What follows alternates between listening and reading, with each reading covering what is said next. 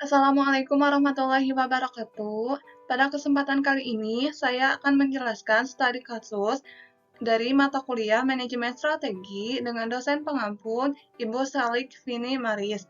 Sebelumnya, perkenalkan nama saya Neti Purnamasari dari kelas Manajemen 21C. Adapun studi kasus yang akan saya jelaskan mengenai manajemen risiko pada PT Mayora Indah. Kemudian, materi yang akan saya sampaikan yang pertama yaitu manajemen risiko yang dijalankan, yang kedua kelebihan manajemen risiko yang dijalankan, yang ketiga kekurangan, yang keempat kesimpulan, dan yang kelima yaitu saran. Yang pertama yaitu pendahuluan. Secara umum, resiko merupakan kemungkinan terjadinya peristiwa yang dapat menghalangi upaya pencapaian atas tujuan, strategi, atau target yang ingin dicapai oleh perseroan. Oleh karena itu, diperlukan adanya sistem manajemen resiko yang mampu mendeteksi kemungkinan terjadinya resiko agar dapat segera dilakukan tindakan yang diperlukan untuk menghindari atau meminimalisasi dampak bila resiko tersebut terjadi.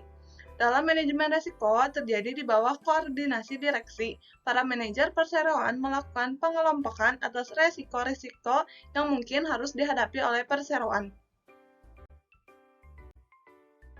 PT Mayora Indah Tbk didirikan pada tahun 1977 dengan pabrik pertama berlokasi di Tangerang dengan target market wilayah Jakarta dan sekitarnya. Setelah mampu memenuhi pasar Indonesia, perseroan melakukan penawaran umum pendanaan dan menjadi perusahaan publik pada tahun 1990 dengan target market konsumen ASEAN. Kemudian melebarkan pangsa pasarnya ke negara-negara di Asia. Saat ini, produk perseroan telah tersebar di 5 benua di dunia. Dalam manajemen risiko, yang pertama dilakukan yaitu berdasarkan informasi yang dikumpulkan dan masukan berdasarkan pengalaman, perkiraan maupun observasi yang dilakukan, maka disusunlah rencana dan tindakan yang tepat untuk menghindari atau memperkecil dampak dari suatu resiko.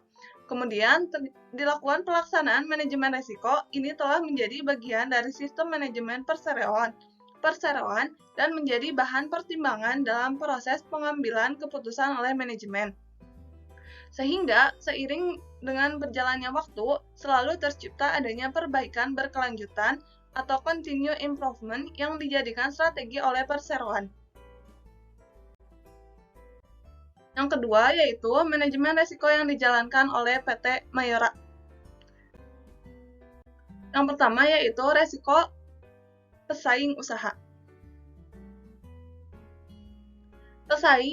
Persaingan dan dengan perusahaan pesaing dapat berdampak pada kinerja perseroan.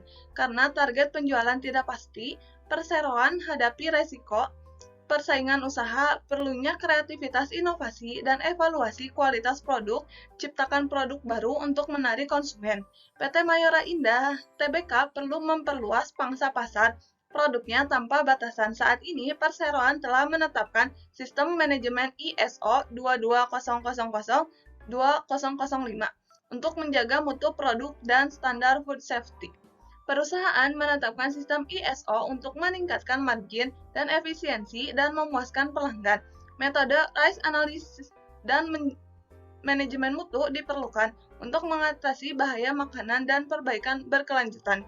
Dengan ISO, PT Mayora Indah Tbk memastikan keamanan produknya untuk dikonsumsi dan melakukan perbaikan yang kontinu sesuai dengan standar ISO. Resiko yang kedua yaitu resiko fluktuasi nilai tukar.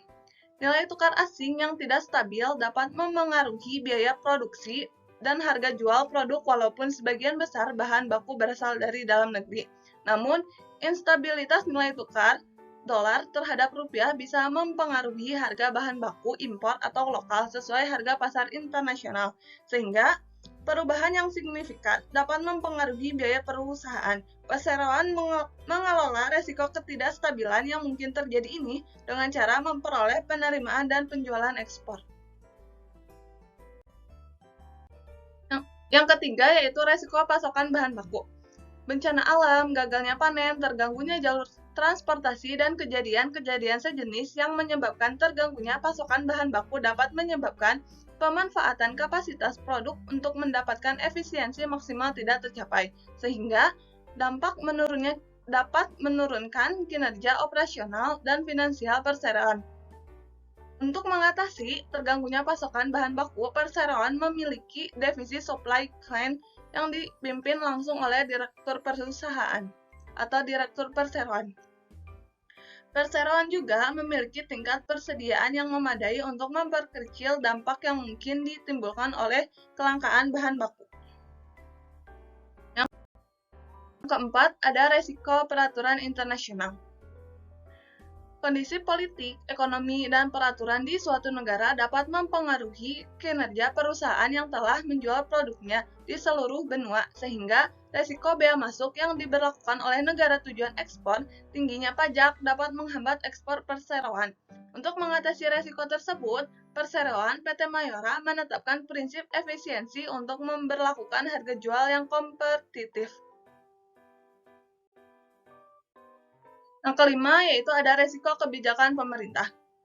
Kebijakan pemerintah mempengaruhi daya beli dan biaya produksi, serta transportasi perseroan berdampak pada harga produksi dan laba. Kemudian, kondisi ekonomi, sosial, politik, dan keamanan yang tidak stabil mempengaruhi kinerja keuangan perseroan, sehingga perseroan menjual produknya ke negara di seluruh dunia untuk mengurangi resiko ini. Kemudian, materi selanjutnya yaitu tentang kelebihan manajemen risiko yang dilakukan oleh PT Mayora.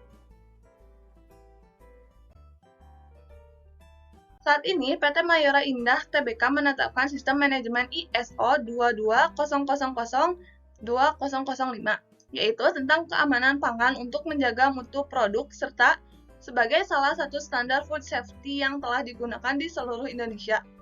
Sehingga perseroan mengelola resiko ketidakstabilan yang mungkin terjadi ini dengan cara memperoleh penerimaan dan penjualan ekspor.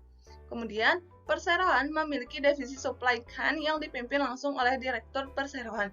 Perseroan juga memiliki tingkat persediaan yang memadai untuk memperkecil dampak yang mungkin ditimbulkan oleh kelangkaan bahan baku.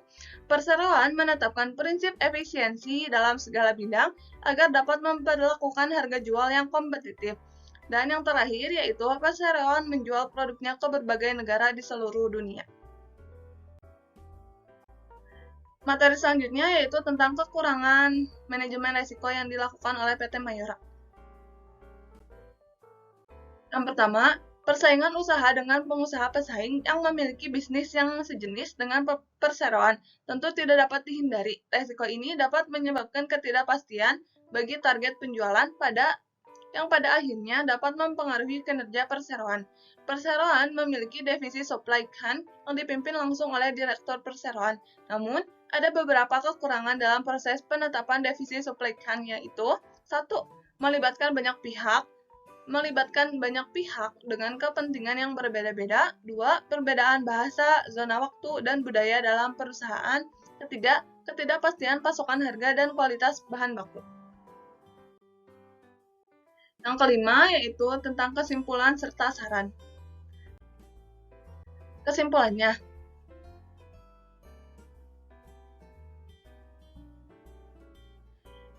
resiko dapat menghalangi pencapaian tujuan. Perlunya sistem manajemen resiko untuk mendeteksi resiko dan mengambil tindakan secepatnya. Di bawah koordinasi direksi, para manajer perseroan melakukan pengelompokan resiko dan menyusun rencana tindakan untuk menghindari atau memperkecil dampak resiko. Kemudian, manajemen resiko telah menjadi bagian dari sistem manajemen perseroan dan digunakan dalam pengambilan keputusan yang terus ditingkatkan sebagai strategi perbaikan berkelanjutan. Jenis dan pengelompokan resiko yang dilakukan oleh PT Mayora Indah Tbk yaitu yang pertama, resiko persaing usaha, yang kedua, resiko fluktuasi nilai tukar, yang ketiga, resiko pasokan bahan baku, yang keempat, resiko peraturan internasional, yang kelima, resiko kebijakan pemerintah. Kemudian, adapun saran yang dapat saya sampaikan, dalam menetapkan manajemen resiko, perusahaan harus melakukan langkah yang tepat untuk menetapkan manajemen resiko agar meminimalisir kesalahan yang akan terjadi Seperti yang dilakukan PT Mayora Indah Tbk, berikut langkah-langkah yang dapat dilakukan sebelum menetapkan manajemen risiko. Yaitu yang pertama, mengidentifikasi risiko. Anda dapat mengidentifikasi risiko dari segi finansial, pemasaran, dan produksi. Hal ini berguna untuk mengenali risiko yang sedang terjadi atau akan terjadi di masa depan. Setelah identifikasi risiko, akan ada daftar risiko bisnis. Yang kedua yaitu membuat urutan berdasarkan kerugian. Setelah mengidentifikasi risiko, analisis dampak terburuk, utamakan risiko yang berdampak besar dan sering terjadi. Cari dampaknya pada Anda, karyawan, perusahaan, serta lingkungan. Yang ketiga yaitu mengontrol risiko. Tahap selanjutnya dalam manajemen risiko adalah dengan melakukan aktivitas pengendalian. Proses ini merupakan penyusunan produk atau kebijakan yang membantu memastikan bahwa respon terhadap risiko yang dipilih memadai dan terlaksana dengan baik. Keempat, memantau atau monitoring dan meninjau ulang atau review. Monitoring adalah komponen terakhir dalam manajemen risiko. Tujuannya adalah memantau terus-menerus agar setiap komponen berfungsi dengan baik. Setelah mengidentifikasi risiko dan strategi terkait, tetap waspada akan hal yang terjadi untuk mengatur manajemen risiko dalam bisnis. Untuk menghindari risiko finansial bisnis, dibutuhkan sistem terintegrasi yang powerful dan fleksibel. Cukup sekian materi yang dapat saya sampaikan. Mohon maaf bila ada salah-salah kata. Wassalamualaikum warahmatullahi wabarakatuh.